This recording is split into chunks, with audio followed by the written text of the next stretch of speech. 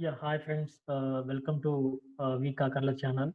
So today I'm going to discuss about session 2, that is a Spring Boot demo application. So you already know my first session is a normal Spring MVC application. So now we are entering into the Spring Boot actually. So what is the Spring Boot? What is the features in or what is the benefits of Spring Boot? We will see, and also we will see a small demo application from the Spring Boot. So coming to Spring Boot, why we need a Spring Boot?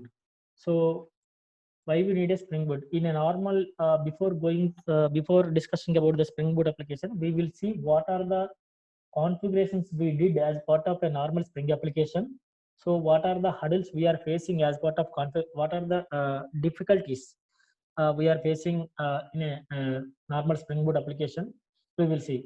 See, in a Spring Boot, in a Spring application, we have a lot of modules, right? So Spring MVC, Spring Security, Spring AOP, Spring ORM, and Spring Data. We have a lots of modules to develop a web application.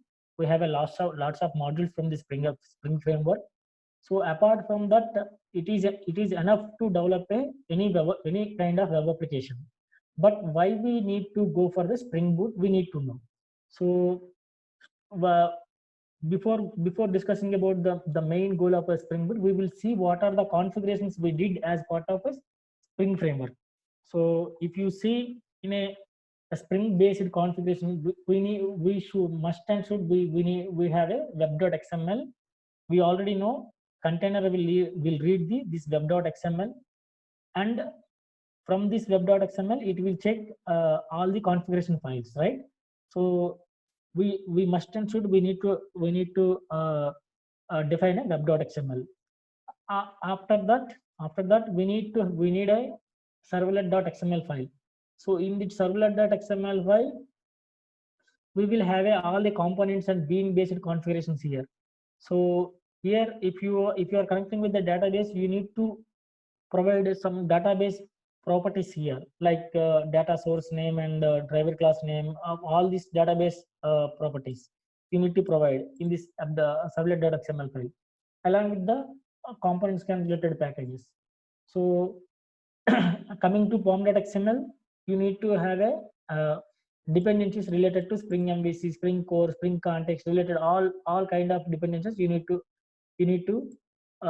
provide the pom.xml. So these many kinds of configurations you need to do in a manually via XML files. So if you are coming to Spring Boot, the main goal of Spring Boot, the main goal of Spring Boot framework is to reduce the development, unit test, and integration test time, and to easy the development of production means ready to web production ready web applications very easily made to existing Spring framework, which is really takes more time. See, whenever we are working with the Spring framework, it will take time due to some manual configurations and all. But while you are working with a Spring Boot, it is a production ready application. How it is a production ready application, I will tell you now. So whenever we are working with a Spring framework, you need to configure the manually all the XML files like web.xml file, servlet.xml file. If you have any another more XML files, you need to configure, and those XML files you need to define in a web.xml to read or to provide that context to the Spring container.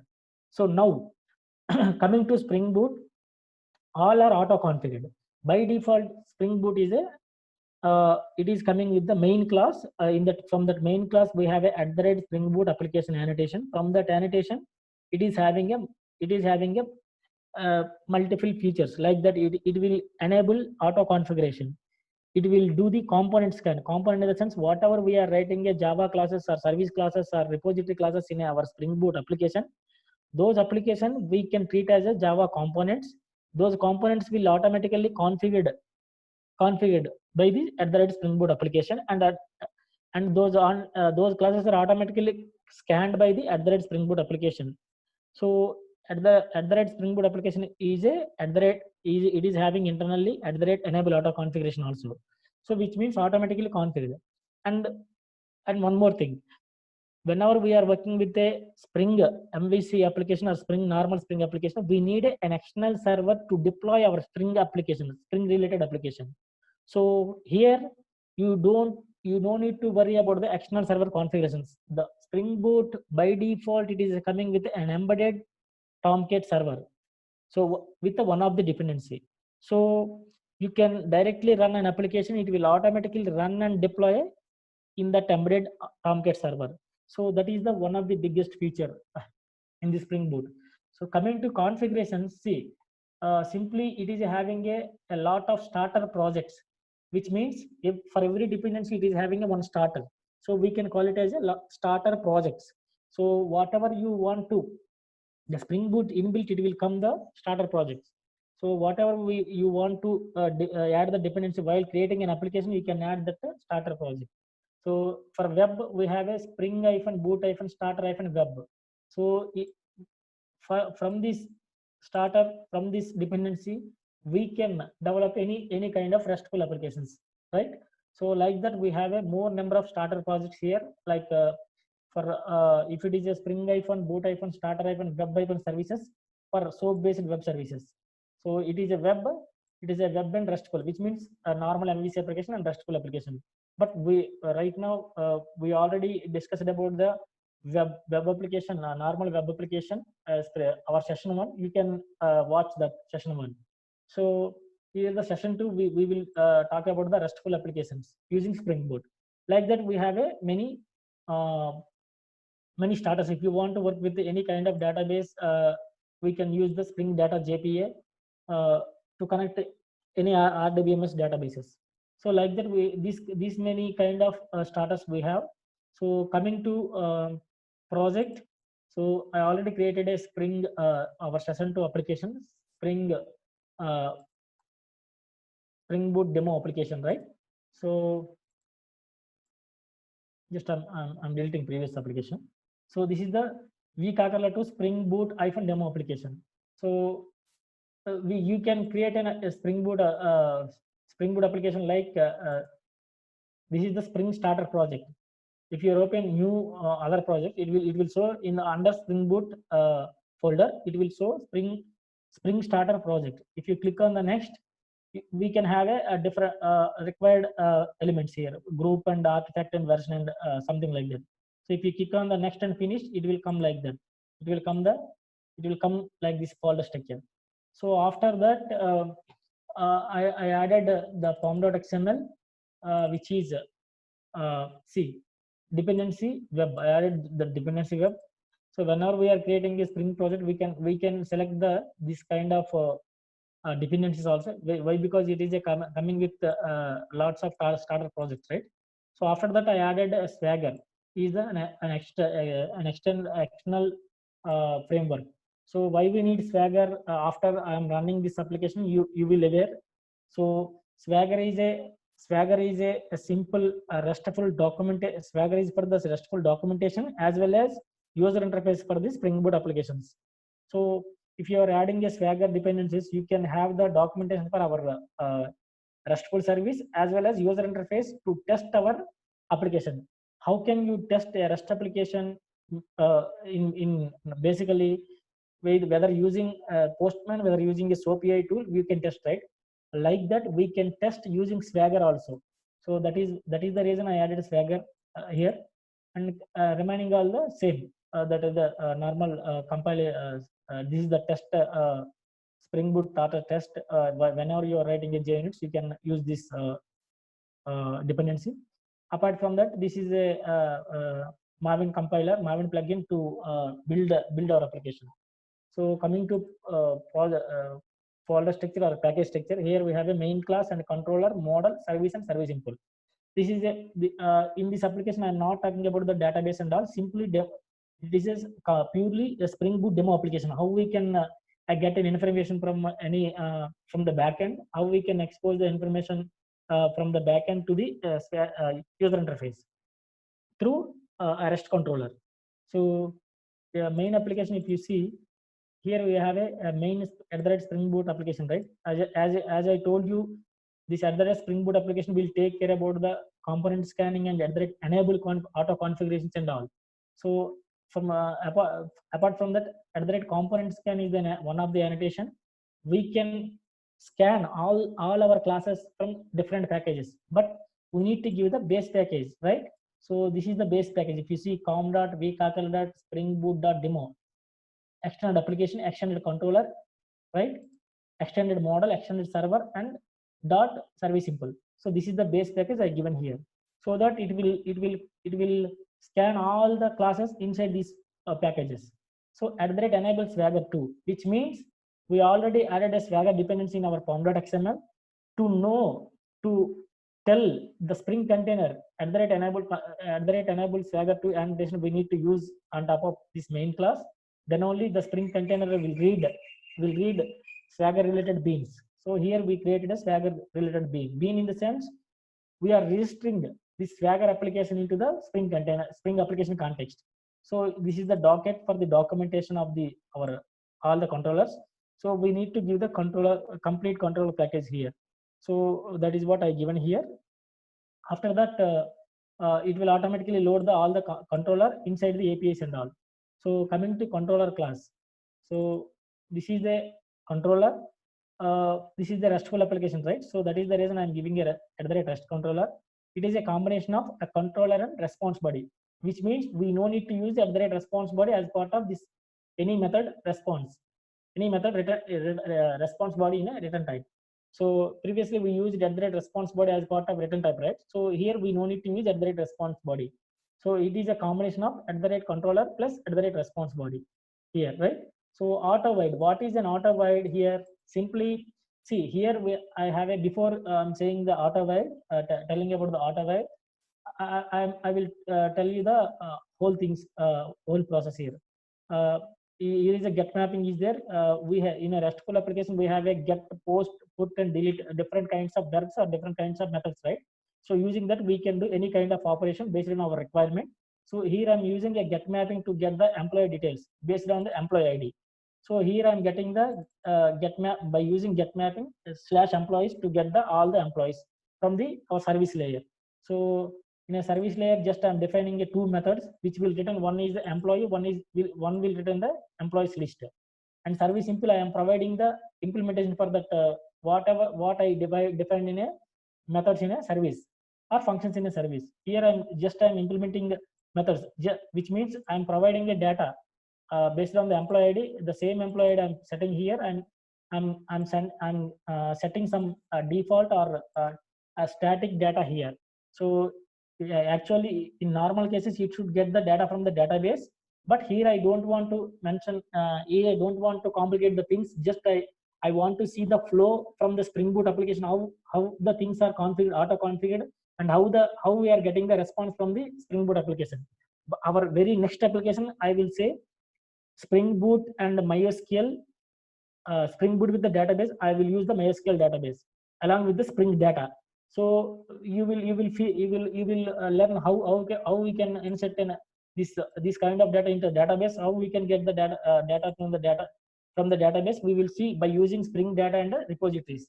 So before going to that, we need to know the default Spring Boot or normal Spring Boot application flow.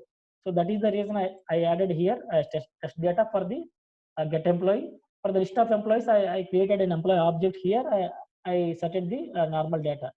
So for setting a static data, just I have a model here to hold the information related respective fields, the employee ID, first name, last name, SSN, and I have a SSN in the sense social security number. So how we are having a Aadhaar card in India, I like that unique identity, right? So there also there I have a social security number, SSN. From this number they can easily recognize a person, right? Like that we have some information related to employee. So coming to employee service and employee service will be done, right? Now I'm going back to the controller. Now I will tell you what is the auto void here. So here auto void, which means it will auto void whatever we inject this value here. So this concept we can call it as a dependency injection or inversion of controller, IOC. So what is mean by inversion of controller? What is dependency injection? Dependency injection in the sense So here we have a dependency, right? We are depending on the employee service. Why? Because in employee service, the method is there. To get that information, we need to create an object for this, or we need to auto-wire here. So that is the reason we dependent on employee service, right? So that is the reason only I injected here. So by using @auto-wire, after that we need to know what is the inversion of controller, which means previously we have a previously we have a before dependency injection. Whatever we have a dependency objects, we will create the we will create the object for that. We need to create an object for that, and we will get the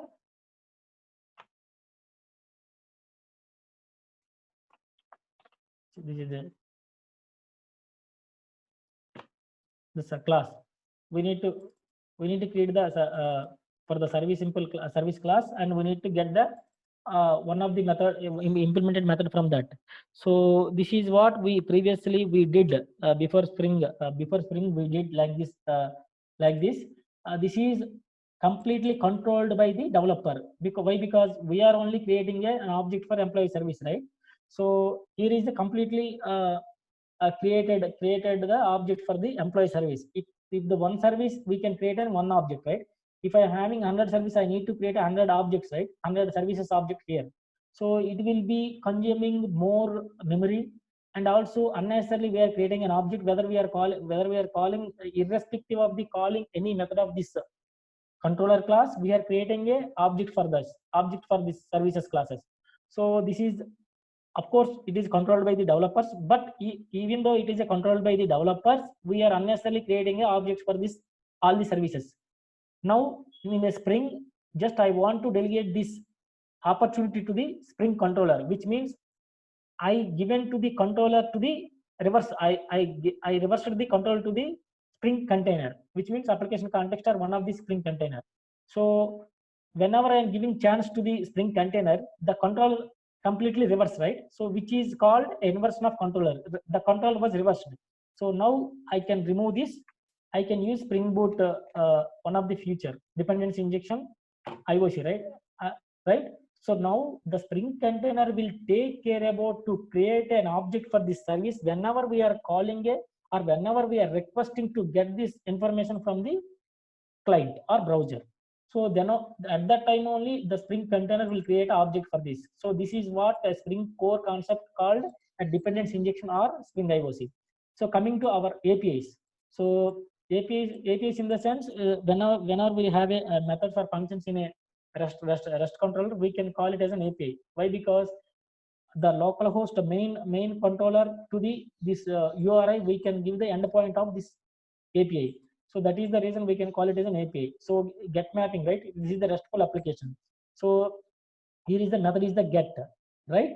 So we no need to tell the method type here. So it will automatically take the request and response as a JSON format. The RESTful application, it will take by default, it will take and give the request and response as an JSON format. So that is the reason I didn't mention the producers is the application by JSON. So get mapping from the Spring 5, we are having a get mapping, post mapping. Previously we have a request mapping and request mapping in method type get, a request mapping method type post, like that we defined like that values. So now we are having a get mapping and post mapping and delete mapping and put mapping for different kinds of operations. Now I defined only two operations here. One is the get mapping, one is the post mapping. One is the second one is also get mapping to get all the employees here. So if you see, if you see the service IMPL, just I'm providing a static data here, right? So now I am running this application in a debug mode. If you want to run a Spring Boot application, simply right click on that project and debug as Spring Boot application, or run as Spring Boot application. Anyone you can write. So just I'm saving that class and I'm running this class. So if you see this class, it is run. So it is already Tomcat server is already run. And also it is deployed in a server. Tomcat server is started and the port is the 2020. The why port is the 2020, just I'm giving here. the port number is I'm giving here. So in the Spring Boot, we can define our Spring Boot our port numbers also here, application.properties file. So from the property file, of course, it is an embedded server, right? It will check whether the port number is defined by this developer or not. If it is defined, it will take this as a updated port number, or it will give the default port number as an 8080. So I defined here port number, right? So automatically it will take as a port number here. So now I will open that UI user interface. So if you see here, I'm opening this user interface here, localhost :2020-swagger-ui.html, which means the Swagger user interface, which is already configured in our application, right? See, it will give the documentation for whatever we are having a documentation, in the sense the whole information about our APIs. So one is the path, employee/employee ID is the one API. It is taking an input for the employee ID. It will give the employee response. If it is having a success response, it is having 200 port. If it is some forbidden unauthorized things, it will give the 401. Like that, it is having some different kind of API responses. See, in our RESTful responses, we are calling HTTP through HTTP protocol, right? So it will have some HTTP related status codes here. So here /employees is the one more API. So this is the get method, and it is given also method type also. What is it? Is a get method or post method, something like that. So it is a /employees. It is a get method in the employee controller, and summary get all employees, right? So operation ID get all employees using get method. Like that, it is having we can have all the documentation for this application. So coming to our Swagger user interface, we can expand this controller. Under controller, we have all the whatever we defined in a methods in a controller class, Swagger will read and expose these here. And if you click on that employee ID, right, we can click the tryout here. So if you give employee ID 1, 2, 3, 4, so just I will debug the point here, employee controller. Just I'm putting a debug here. I'm enabling a debug, and I'm clicking here, executing this here. So obviously the controller will come here. Control in the sense the flow will come here. Why? Because we debug here, right? We added a debug point here, right? So employee service. See, employee service object was created. Who will created here? The application context or Spring container is created based on our request. Whenever we are requesting to get some information from the controller to using some service, the container will take care about to create the object here. This is called dependency or inversion of controller. So if you go to already the ID is coming from whatever we are giving from front end. By using we are giving a employee ID, right? So we need to read in an understanding way that to understand the Spring container. So Spring framework. In the Spring framework, we have a different kind of method arguments we can pass to read our input values. If it is an object, we have a @request body. If it is a normal variable, we can use the path variable. If it is a query parameter, we can use the header parameters, request parameter kind of things, right? So we have a different kind of annotations, right?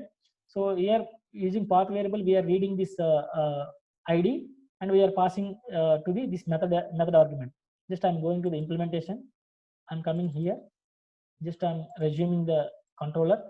Controller is coming here. Here I'm created object for employee object. Just I'm setting whatever I'm getting an employee ID. I'm setting here, and remaining values are setting statically.